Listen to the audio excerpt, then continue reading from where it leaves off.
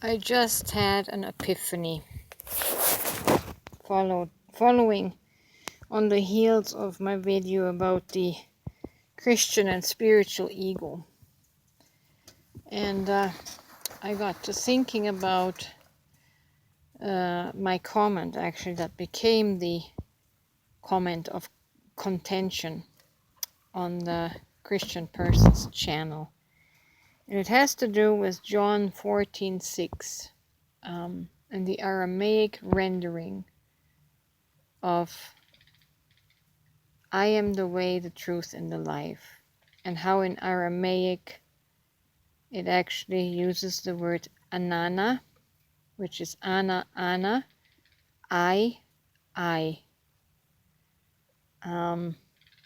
suppose in Greek it would be ego, ego. It's the I within the I. And I just got to thinking, by the way, you find the word ego all over the place in Jesus' sayings when he refers to himself. Ego is the Greek word for I and my. And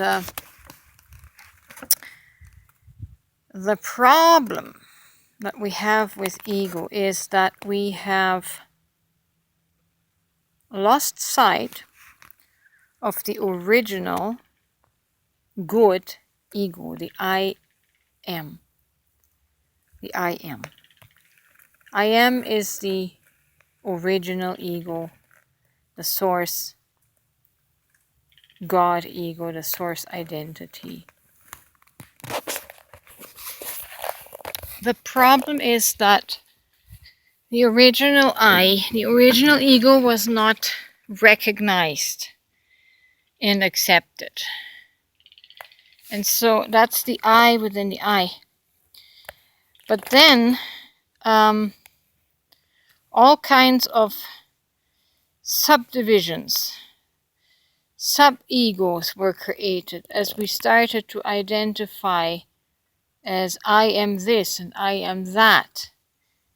And we started to believe that we are those distinct labels by which to identify as. The I am wasn't enough. The divine self wasn't enough.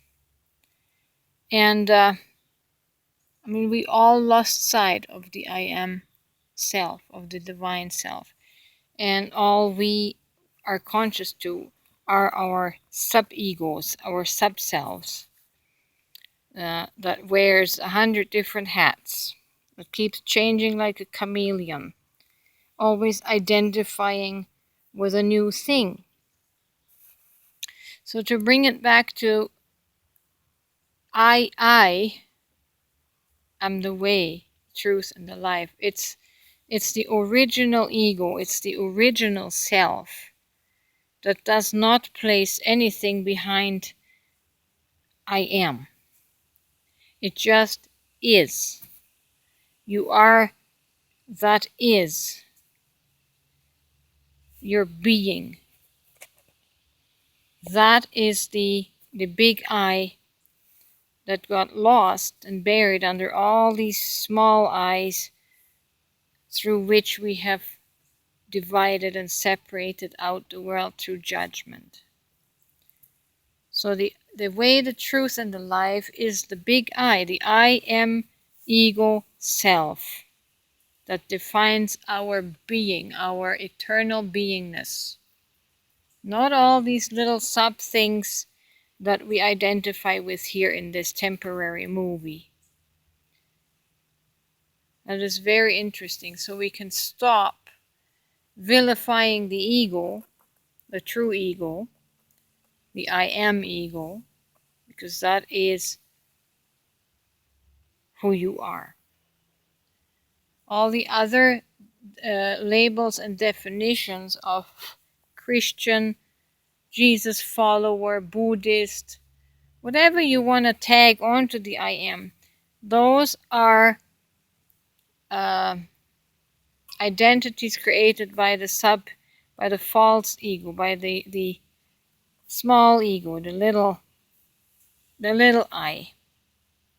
And that's the little I that is creating division and war and judgment in the world, in this matrix. So the big I is the salvation, is the way, is the truth, and is the life. You need to access, you need to become aware of your big I, your I am ego, to avoid falling into the trappings of the little I, of I am this and I am that, and you're not this, and because you're not this, you can't be my friend, and because you're not this, we can't walk together or cooperate, because you're not this and that, I can't love you. Whatever these silly reasons that our little egos come up with, that little ego needs to be surrendered under the big ego, the I am, your true self. And then all of these factions and isms and schisms will just stop being, because what you are, everyone else is as well. And in that way, we can give each other honor instead of dishonor. Does it make sense? Yeah? Be the big ego. And don't be afraid of the word ego, because Jesus used that word all the time. You just have to become cognizant of the true ego, the true self, in between the forest of all these little eyes, these false little sub-personas.